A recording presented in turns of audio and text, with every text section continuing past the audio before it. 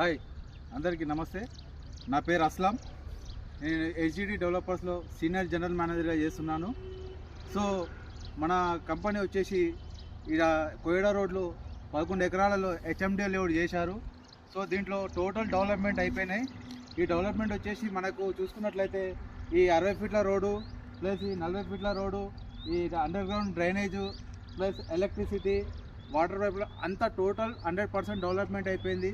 అదే కాకుండా మనం అక్కడ ఒకటి వాటర్ ట్యాంక్ కూడా ఇచ్చాము. మొత్తం టోటల్ డెవలప్మెంట్ అయిపోయింది. ఇక్కడ water tank plus children park. So ఇవన్నీ డెవలప్మెంట్ మనం 100% చేశాము. విత్ రేరా అప్రూవల్ ఉంది, ఎల్పీ నెంబర్ ఉంది. సో దీంట్లో బ్యాంక్ లోన్ కూడా వస్తుంది. ఈ బ్యాంక్ లోన్ కూడా 90% బ్యాంక్ లోన్ వచ్చే ఛాన్స్ ఉంది. సో మనకి ఇది చూసుకున్నట్టయితే ఈ సాగర్ హైవేకు జస్ట్ 1.5 కిలోమీటర్లు వస్తున్నది. ప్లస్ ఇంకోటి ఏంటంటే ఈ బెంగళూరు జంక్షన్ నుంచి కేవలం 3 కిలోమీటర్ డిస్టెన్స్లోనే వస్తుంది. సో ఈ వెంచర్కి చుట్టుపక్కల